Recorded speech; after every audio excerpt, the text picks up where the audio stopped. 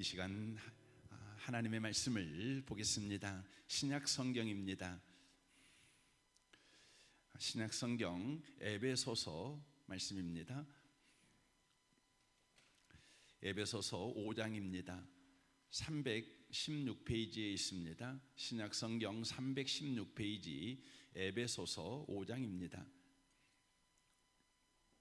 21절에서 33절까지 말씀을 보겠습니다. 21절에서 33절까지입니다. 기록된 말씀을 같은 목소리로 읽겠습니다. 읽으실 때 하나님의 음성을 듣는 복된 시간 되시길 바랍니다. 읽겠습니다.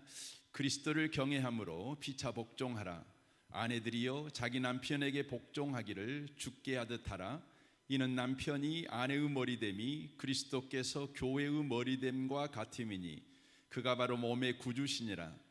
그러므로 교회가 그리스도에게 하듯 아내들도 범사에 자기 남편에게 복종할지니라. 남편들아 아내 사랑하기를 그리스도께서 교회를 사랑하시고 그 교회를 위하여 자신을 주심같이 하라. 이는 곧 물로 씻어 말씀으로 깨끗하게 하사 거룩하게 하시고 자기 앞에 영광스러운 교회로 세우사 티나 주름 잡힌 것이나 이런 것들이 없이 거룩하고 흠이 없게 하려 하심이라. 이와 같이 남편들도 자기 아내 사랑하기를 자기 자신과 같이 할지니 자기 아내를 사랑하는 자는 자기를 사랑하는 것이라. 누구든지 언제나 자기 육체를 미워하지 않고 오직 양육하여 보호하기를 그리스도께서 교회에게 함과 같이 하나니 우리는 그 몸의 지체임이라. 그러므로 사람이 부모를 떠나 그의 아내와 합하여 그 둘이 한 육체가 될지니 이 비밀이 크도다. 나는 그리스도와 교회에 대하여 말하노라. 그러나 너희도 각각 자기의 아내 사랑하기를 자신과 같이 하고 아내도 자기 남편을 존경하라. 아멘. 읽었던 말씀에 의지해서 가정에 대한 설교 네 번째 말씀을 전하기를 원합니다.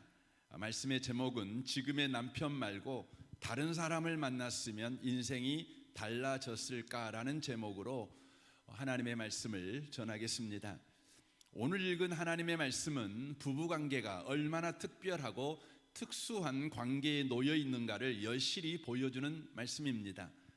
그러나 오늘날 부부관계는 세상에서 가장 허약한 관계가 되어가고 있습니다. 님이라는 글자에 손쉽게 점 하나를 찍어 남이 되고 있는 시대가 바로 이 시대의 부부관계인 것을 봅니다. 2021년 혼인 이혼 통계를 보면 혼인 건수가 19만 3천 건이었고 이혼 건수가 10만 2천 건이었습니다. 그러니까 하루 두 쌍이 결혼하면 한 쌍 이상이 이혼하고 있다는 것입니다. 그렇다면 정말 부부관계는 이렇게 쉽게 깨어지고 멀어지고 헤어지는 허약한 관계입니까? 그렇지 않습니다. 하나님이 설계하신 결혼은 이와 반대입니다. 하나님이 설계하신 부부관계는 허약하지 않습니다. 결코 끊을 수 없는 신비하고 놀라운 관계로 설계하셨습니다.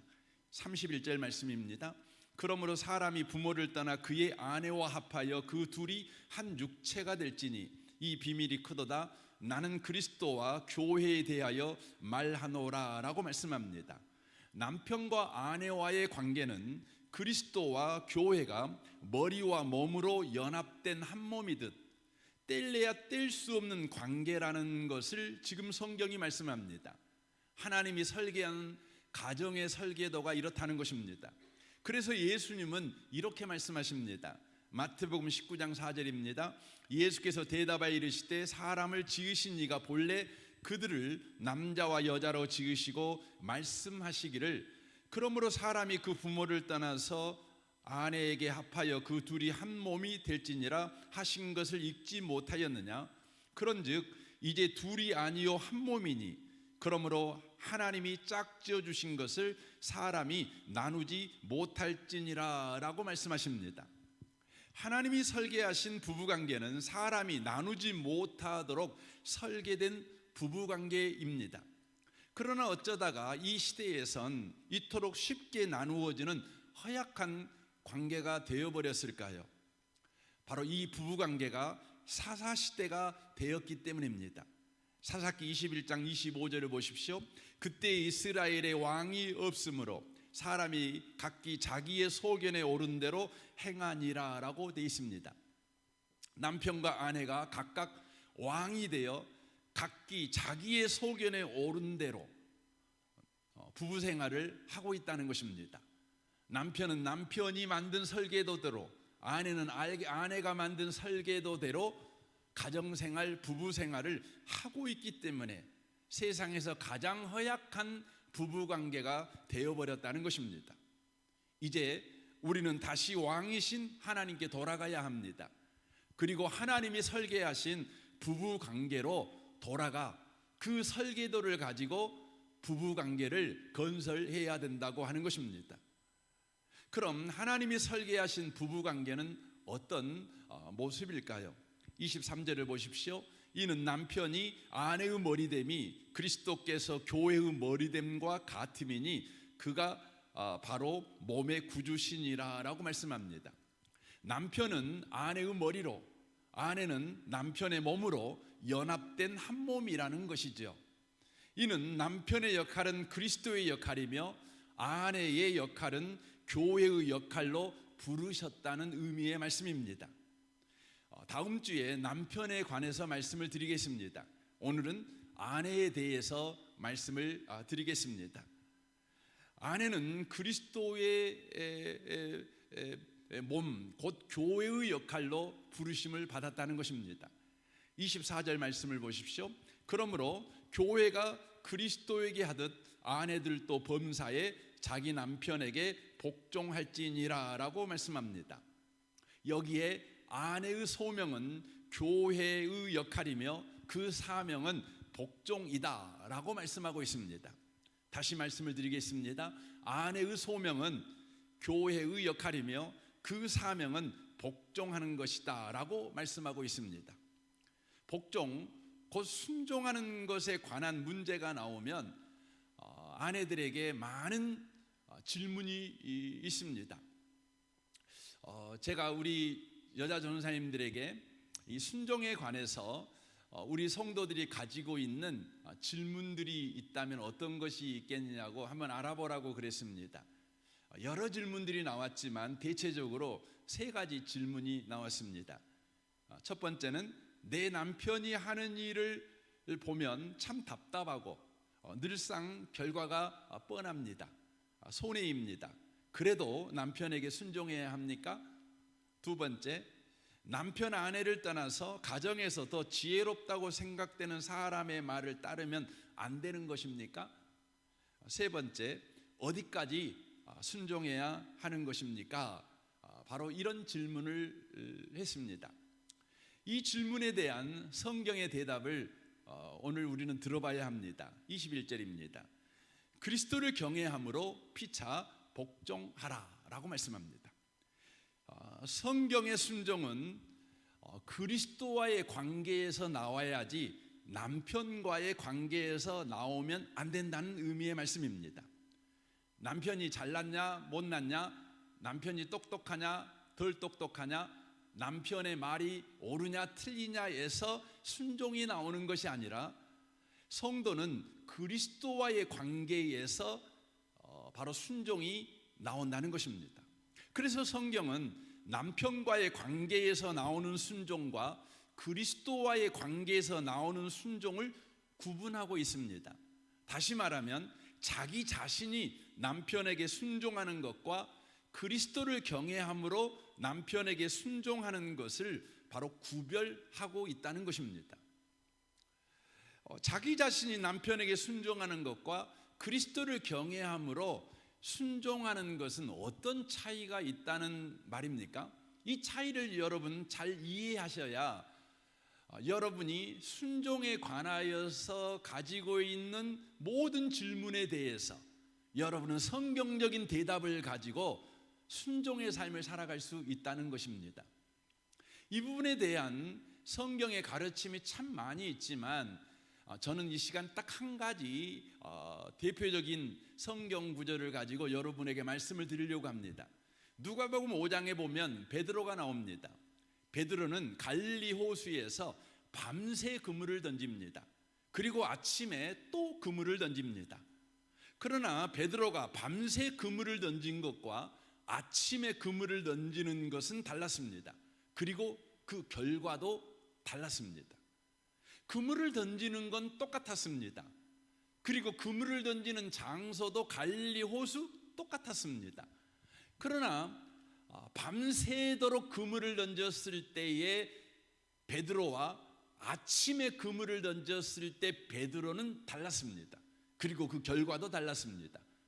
베드로가 고백합니다. 5절 보십시오. 시몬이 대답하여 이르되 선생님, 우리들이 밤이 새도록 수고하였을 때 밤이 새도록 그물을 던졌지만 잡은 것이 없지만은 말씀에 의지하여 내가 그물을 내리리이다 하고 그렇게 하니 고기를 잡은 것이 심이 많아 그물이 찢어지는지라 라고 말씀합니다.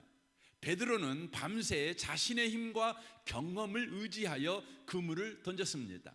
그러나 아침에는 예수님의 말씀에 의지해서 그물을 던졌습니다. 똑같이 그물을 던지는 것이었지만 그물을 던지게 된 근거가 달랐습니다. 밤새 베드로는 자신의 능력과 경험에 의지해서 그물을 던졌습니다. 그러나 아침엔 예수님의 말씀에 의지해서 그물을 던졌습니다. 그리고 결과는 달랐습니다. 우리의 순종은 그리스도를 경외함으로 순종하는 것입니다. 남편에게 내가 순종하는 것이 아니라 하나님의 말씀에 순종하여 순종하는 것입니다. 그러니까 남편에게 순종하는 것이 아니라 하나님의 말씀에 순종하는 것입니다. 여러분은 남편에게 순종하는 사람입니까? 하나님의 말씀에 순종하는 사람들입니까? 남편에게 순종한다면 남편을 살펴봐야지요. 순종할 수 있는지 없는지, 순종해도 되는지 안 하는지. 하지만 하나님의 말씀에 순종하려면 하나님을 살펴봐야지요. 하나님에게 순종해도 되는지, 순종하면 안 되는지, 순종하면 이익이 되는지 손해가 되는지 우리는 하나님을 따져봐야 되는 것입니다. 성경은 우리에게 남편에게 순종하라고 말하고 있는 것이 아니라 하나님의 말씀에 순종하라고 말씀하고 있는 것입니다. 그런데 아내에게 주어진 역할, 그 소명이 교회의 역할이고 교회는 바로 그 사명이 바로 하나님에게 순종하는 것입니다. 이와 같이 남편에게 순종하라는 하나님의 말씀에 순종하는 것이 바로 아내의 사명이다라고 성경은 이야기하고 있는 것입니다. 하나님의 말씀에 의지하여 순종하라. 이것이 바로 옳으니라 라고 성경이 지금 말씀하고 있는 것입니다. 이 일은 우리의 결심으로 되는 것이 아니지요. 우리의 각오로 되는 것이 아닙니다. 하나님의 말씀에 순종하기 위해서는 반드시 겟셋마네를 통과해야 되는 것입니다. 그래서 예수님께서 골고다의 십자가에 순종을 하시기 위해서 그는 겟셋마네를 통과하십니다. 누가복음 22장 41절입니다.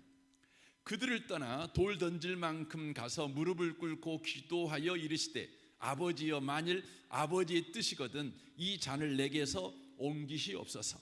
그러나 내 온대로 마시옵고 아버지의 온대로 되기를 원하나이다 하시니 천사가 하늘로부터 예수께 나타나 힘을 더하더라. 예수께서 힘쓰고 더욱 간절히 기도하시니 땀이 땅에 떨어지는 핏방울같이 되더라 라고 말씀합니다. 이것을 아내에게 적용하여 예수님의 기도를 아내의 기도로 바꾸면 이렇게 됩니다. 하나님 아버지, 남편에게 도무지 순종할 수가 없습니다. 참을 만큼 참았습니다. 그러나 이제 더 이상 참을 수가 없습니다.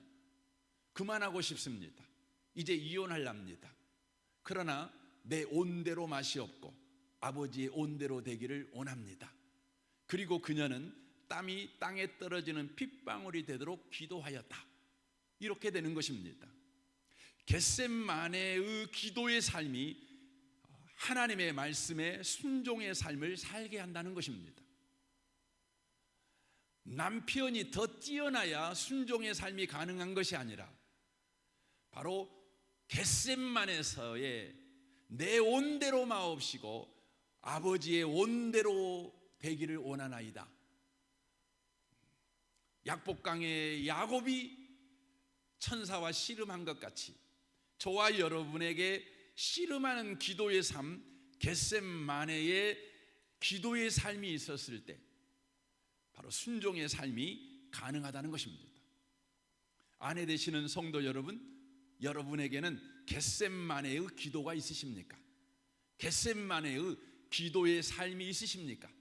아니면 남편에게만 주목하여 남편의 능력을 탓하고 남편의 성격에 대하여 끊임없이 질책하는 삶을 살아가는 일에 열심이십니까? 저는 여러분을 축복합니다. 여러분에게 겟셋마네 기도가 회복되시길 바랍니다. 그럼 남편에게 어느 정도 순종해야 할까요? 22절 말씀합니다. 아내들이여 자기 남편에게 복종하기를 주께 하듯 하라 라고 말씀합니다. 남편에게 복종할 때 남편에게 하듯 하지 말고 하나님에게 하듯 하라 라고 말씀합니다. 대부분 남편에게 순종을 좀 잘한다는 사람도 그 순종의 수준이 남편에게 하듯 하지 주께 하듯 하지는 않습니다. 하지만 성경은 남편에게 하듯 하지 말고 주께 하듯 하라, 하나님에게 하듯 하라 라고 말씀하고 있습니다. 이는 순종은 남편의 능력이나 성품만큼 하는 것이 아니라 하나님의 능력만큼, 하나님의 성품만큼 하는 것이다 라는 의미의 말씀입니다. 이것은 남편을 믿을 것이 아니라 남편 속에 일하는 하나님을 믿으라는 의미의 말씀입니다. 남편에게 순종을 할 때 주께 하듯 하는 것, 하나님께 하듯 하는 것은 남편의 못남과 못됨을 가지고도 놀라운 일을 남편 속에 계신 하나님이 하신다는 믿음, 곧 믿음의 반응력이라는 것입니다. 우리 주변에 믿음이 있다는 여자 성도들이 진짜 많습니다. 예배도 기도도 봉사도 하는 것 보면 참 믿음이 있는 것 같이 보입니다. 그러나 그것이 진짜 믿음으로 하는지 확인하는 단 하나의 방법이 있습니다. 그것은 남편과의 관계입니다. 남편을 남편에게 하듯 하는지 주께 하듯 하는지를 보면 그 여자 성도가 예배를 믿음으로 드리고 있는지, 기도를 믿음으로 기도하고 있는지, 봉사를 믿음으로 하는지, 아니면 자기를 자랑하기 위해서 하는지, 본인의 원래 성격이 부지런하고 원래 자신의 성품이 충성되기 때문에 하는 것인지 금방 알아챌 수 있다는 것입니다. 만약 남편에게 남편의 실력만큼, 남편의 성품만큼 아내가 순종하고 있다면 그 여자는 별말을 다 해도 하나님을 믿는 사람이 아닙니다. 그는 남편을 믿는 사람입니다. 그러나 예배도 기도도 봉사도 좀 그저 그런 것 같이 보여요. 좀 게을르게 보여요. 그러나 남편을 대할 때 남편 대하듯 대하지 않고 주님 대하듯 대하고 있다면 그 사람은 의심의 여지 없이 하나님을 믿는 사람이 틀림없는 사람입니다. 남편에게 순종할 것인가 말 것인가 하는 갈등이 생길 때마다 여러분은 이 질문을 꼭 해야 합니다. 어떤 질문입니까? 나는 남편을 믿는 사람인가? 하나님을 믿는 사람인가? 하나님을 믿기 때문에 하나님의 말씀에 의지하여 남편에게 순종한다면 그 아내의 인생에 놀랍고 중요한 사건이 일어난다고 성경은 우리에게 말씀합니다. 마태복음 5장 13절을 보십시오. 너희는 세상의 소금이니 소금이 만일 그 맛을 잃으면 무엇으로 짜게 하리요? 후에는 아무 쓸데없어 다만 밖에 버려져 사람에게 밟힐 뿐이니라. 너희는 세상의 빛이라. 산 위에 있는 동네가 숨겨지지 못할 것이요 사람이 등불을 켜서 말 아래 두지 아니하고 등경 위에 두나니 이러므로 집안 모든 사람에게 비치느니라. 이같이 너희 빛이 사람 앞에 비치게 하여 그들로 너희 착한 행실을 보고 하늘에 계신 너희 아버지께 영광을 돌리게 하라. 아내의 역할에 관한 이야기를 하고 있는데 갑자기 세상의 소금 이야기, 세상의 빛 이야기를 왜 하는 것입니까? 아내의 역할이 교회의 역할이라고 말씀을 드렸습니다. 교회는 세상의 소금이고 세상의 빛입니다. 소금이 소금 맛을 내야지요, 빛이 빛을 발해야 되지요. 그렇다면 소금이 언제 소금 맛을 잃지 않고 소금 맛을 낼까요? 언제 빛이 등경 위에 이 글 속에 숨겨지지 아니하고 산 위에 비치는 빛의 역할을 하게 될까요? 17절을 보십시오. 내가 율법이나 선지자를 폐하러 온 줄로 생각하지 말라. 폐하러 온 것이 아니요 완전하게 하려 함이라. 진실로 너에게 이르노니 천지가 없어지기 전에는 율법의 1.1획도 결코 없어지지 아니하고 다 이루리라. 그러므로 누구든지 이 계명 중에 지극히 작은 것 하나라도 버리고 또 그같이 사람을 가르치는 자는 천국에서 지극히 작다 일컬음을 받을 것이요 누구든지 이를 행하여 가르치는 자는 천국에서 크다 일컬음을 받으리라 라고 말씀합니다. 무슨 말씀입니까? 말씀에 순종할 때 소금이 소금 맛을 내고 빛이 빛의 역할을 다한다는 것입니다. 아내는 가정에서 교회의 역할입니다. 가정에서 소금의 역할은 아내이며 빛의 역할은 아내입니다. 소금의 역할 맡은 아내가 언제 소금 맛을 냅니까? 언제 빛의 역할을 가진 아내가 빛의 역할을 해냅니까? 바로 하나님의 말씀에 순종할 때입니다. 이것은 하나님의 말씀에 순종할 때 천국이 이 땅에 침노하는 사건이 일어난다는 것을 말해주고 있는 것입니다. 바로 이 땅이 하나님의 나라 천국이 임하게 된다는 걸 보여주고 있는 것입니다. 가정에 하나님의 나라가 임합니다. 언제입니까? 교회의 역할로 세움받은 아내가 하나님의 말씀에 순종할 때 아내가 소금 맛을 냅니다. 빛이 빛을 발하게 됩니다. 그때에 가정에 있는 모든 사람들은 하나님의 나라가 우리 가정 가운데 임했다는 것을 보게 됩니다. 우리는 기억해야 합니다. 하나님의 나라가 이 땅에 임하는 방법은 하나님의 말씀에 순종하는 것입니다. 교회의 역할로 부르심받은 저와 여러분이, 아니 가정에서 교회의 역할로 부름받은 아내가 하나님의 말씀에 순종할 때 그 가정에 하나님의 나라가 임한다는 것입니다. 또 신비하고 놀라운 사건을 성경은 우리에게 이렇게 말씀합니다. 요한복음 15장 5절입니다. 나는 포도나무요 너희는 가지라. 그가 내 안에 내가 그 안에 거하면 사람이 열매를 많이 맺나니 나를 떠나서는 너희가 아무것도 할 수 없음이라. 예수님은 포도나무라면 교회는 가지지요. 가지지요. 그런데 가지에 열매가 풍성하게 맺는 일이 일어납니다. 언제입니까? 바로 포도나무에 가지가 붙어 있을 때입니다. 그때에 열매가 풍성하게 맺어집니다. 어떤 열매입니까? 가지의 열매입니까? 아니지요. 포도나무의 열매가 풍성하게 맺어집니다. 그리스도의 열매가 가지에 풍성하게 맺어집니다.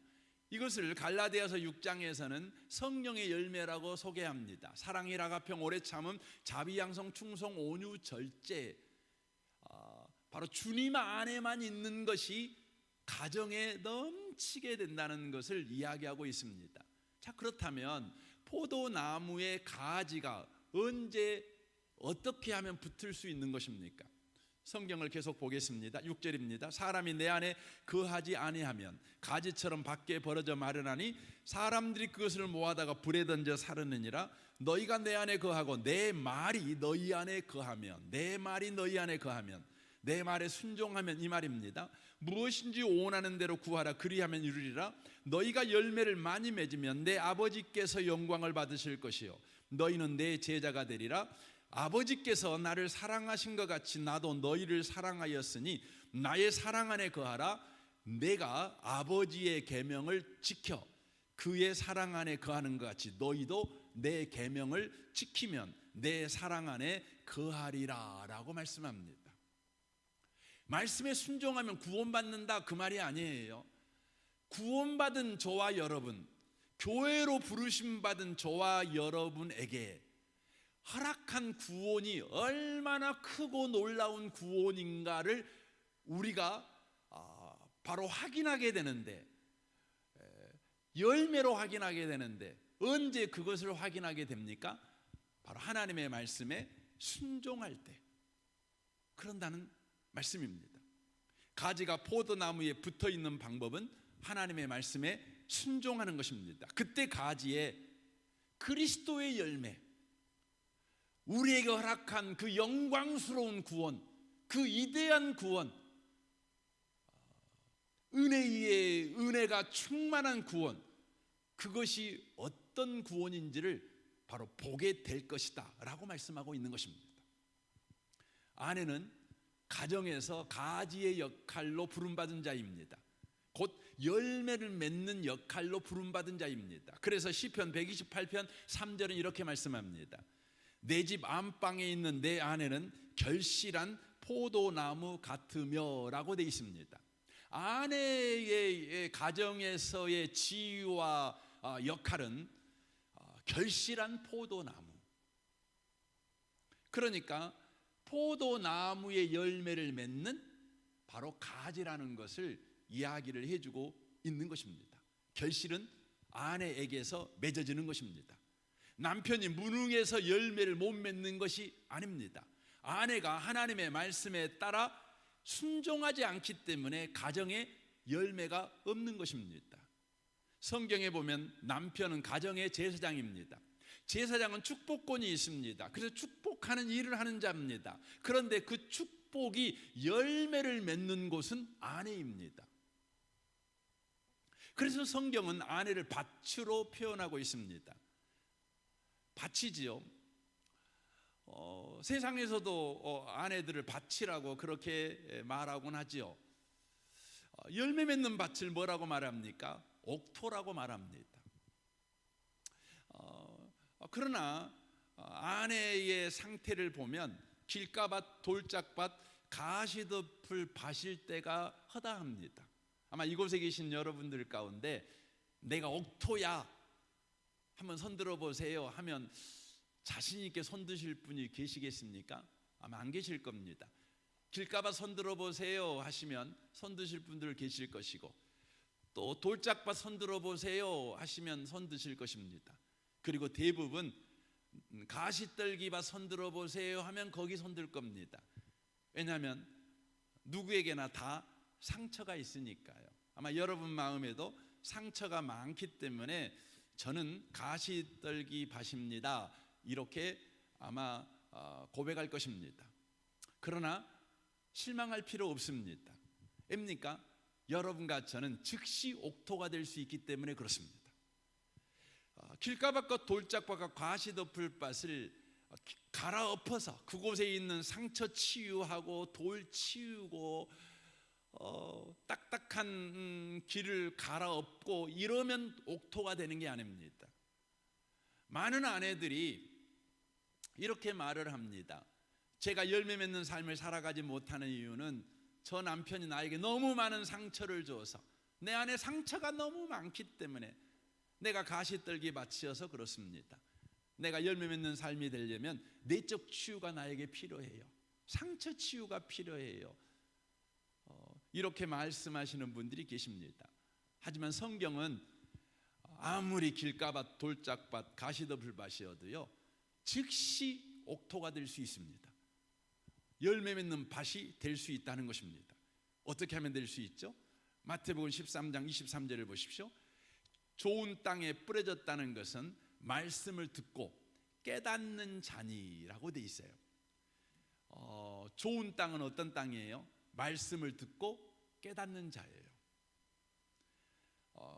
깨달으면 어떻게 됩니까? 열매 맺지요. 옥토가 되지요. 결실하여 어떤 것은 100배, 어떤 것은 60배, 어떤 것은 30배가 되느니라 라고 말씀합니다. 그렇다면 말씀을 듣고 깨닫는 자라는 의미는 어떤 의미의 말입니까? 이것은 하나님의 말씀, 내게 지금 선포된 하나님의 말씀의 그 이대함과 놀라움과 생명력과 폭발력과 기적을 알아채는 거예요.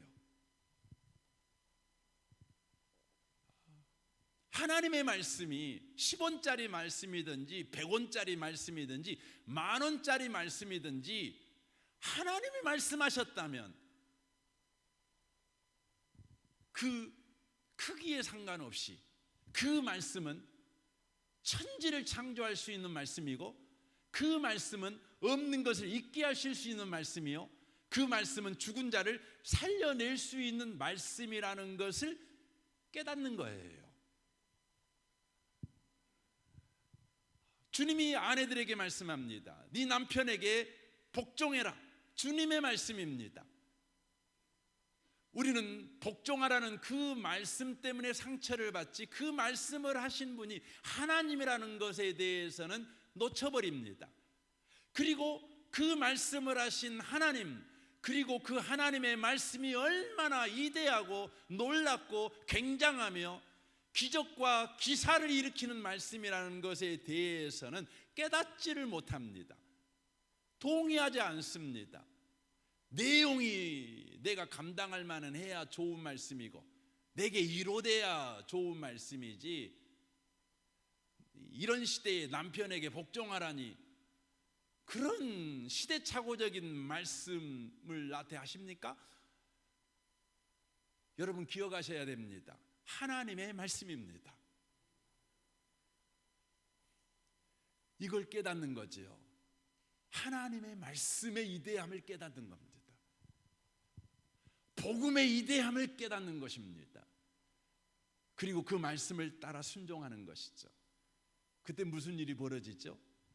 100배, 60배, 30배의 결실을 맺는 좋은 땅, 옥토가 된다는 것입니다. 요즘 이런 갈등과 고민이 있으십니까? 지금의 남편 말고 다른 사람을 만났으면 내 인생이 달라졌을까? 중학교 때 나보다 인기가 없었고 나보다 공부도 못했던 애가 30년 후에 어느 날 우연히 만났는데 차도 빚가번쩍하고 사는 동네도 학군 좋은 곳 살고 있는 거죠. 입고 있는 옷도 귀티가 나는 거 아닙니까? 이야기를 나누다가 그녀가 왜 그런 삶을 살게 되는지 알게 됐어요. 남편 잘 만나가지고 속 뒤집어지죠. 내 인생이 뒤바뀌어지는 방식은 현재의 남편 말고 다른 남자 만나면 되는 거 아니야? 이런 생각이 우리 가운데 불쑥 들어옵니다. 사랑하는 성도 여러분, 정신 차리십시오. 그리고 아내의 이대한 인생을 회복하십시오. 그 영광스러운 지위를 여러분 회복하십시오. 아내는 열매를 100배, 60배, 30배로 맺을 수 있는 옥토로 부름받은 자들입니다. 교회의 역할로 부름받은 자들입니다. 교회가 뭡니까? 교회는 만물을 충만케 하시는 예수가 살아 일하시는 바로 현장입니다. 여러분의 인생 속에 지금 주님이 임재해 계십니다. 그러므로 여러분과 저는 남편 바꿀 생각하지 말고 하나님께서 여러분을 부르신 그 이대한 인생, 그 이대하고 영광스러운 지위를 회복하는 일에 전심전력하셔야 합니다. 어떻게 회복할 것입니까? 마태복음 6장 33절을 보겠습니다. 메시지 성경으로 읽겠습니다. 너희는 하나님이 실체가 되시고 하나님이 주도하시며 하나님이 공급하시는 삶에 흠뻑 젖어 살아라. 뭔가 놓칠까 봐 걱정하지 말라. 너희 매일의 삶에 필요한 것을 모두 채워주실 것이다. 하나님께서 바로 지금 하고 계신 일에 온전히 집중하여라. 내일 있을지 없을지도 모르는 일에 동요하지 말라. 어떠한 어려운 일이 닥쳐도 막상 그때가 되면 하나님께서 감당할 힘을 주실 것이다 라고 말씀합니다. 어떻게 영광스러운 그 지위를 회복할 수 있습니까? 하나님께서 바로 지금 하고 계신 일에 온전히 집중하는 것입니다. 베드로전서 3장에서는 여러 여인을 소개합니다. 그들은 위대한 지위, 영광스러운 지위를 가지고 인생을 산 사람들입니다. 그들이 왜 그랬는지를 이렇게 성경은 소개합니다. 베드로전서 3장 1절입니다. 아내들아 이와 같이 자기 남편에게 순종하라. 이는 혹 말씀을 순종하지 않는 자라도 말로 말미암지 않고 그 아내의 형실로 말미암아 구원을 받게 하려 함이니 너희의 두려워하여 정결한 행실을 봄이라. 너희의 단장은 머리를 꾸미고 금을 차고 아름다운 옷을 입는 애모로 하지 말고 오직 마음에 숨은 사람을 온유하고 안정한 심령에 썩지 아니할 것으로 하라. 이는 하나님 앞에서 값진 것이라. 전에 하나님께 소망을 두었던 거룩한 부녀들도 이와 같이 자기 남편에게 순종함으로 자기를 단정하였나니라고 말합니다. 어떤 사람들입니까? 하나님께 소망을 두었던 자들이라고 말합니다. 어떻게 회복됩니까? 하나님께 소망을 두라는 것입니다. 어떻게 회복합니까? 지금 하나님이 하고 계신 일에 온전히 집중하는 것입니다. 이런 아내를 잠언에서는 현숙한 아내라고 그렇게 명명합니다. 현숙한 아내, 굉장하죠? 잠언 31장 10절, 이 현숙한 아내가 만들어내는 인생을, 만들어내는 가정을 좀 보십시오. 누가 현숙한 아내를 얻겠느냐? 그녀는 진주보다 더 소중하다.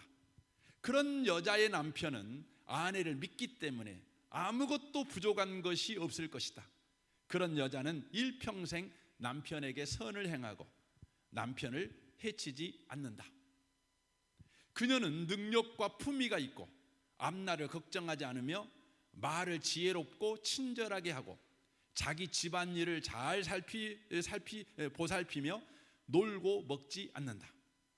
그 자녀들은 자기 어머니를 고맙게 생각하며 그 남편도 그녀에게 세상에는 훌륭한 여성들이 많이 있지만 당신은 그 중에서도 가장 위대한 여성이요 하고 칭찬한다. 고운 것도 거짓되고 아름다운 것도 헛되지만 두려운 마음으로 여호와를 섬기는 여성은 칭찬을 받을 것이다.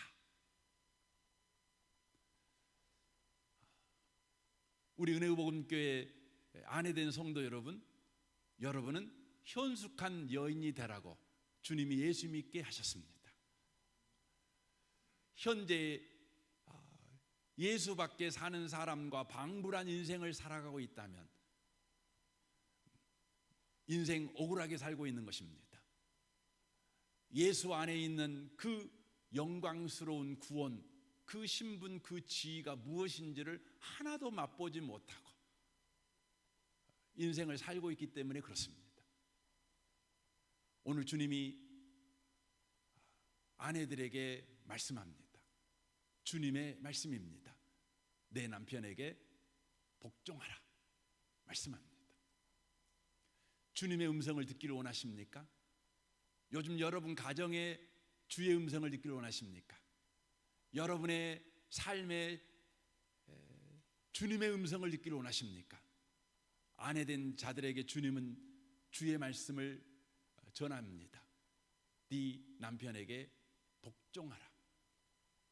하나님의 말씀에 순종해서 그 위대한 인생, 그 영광스러운 지위를 회복해가는 모든 분들이 다 되시기를 주님의 이름으로 축원합니다. 아멘. 우리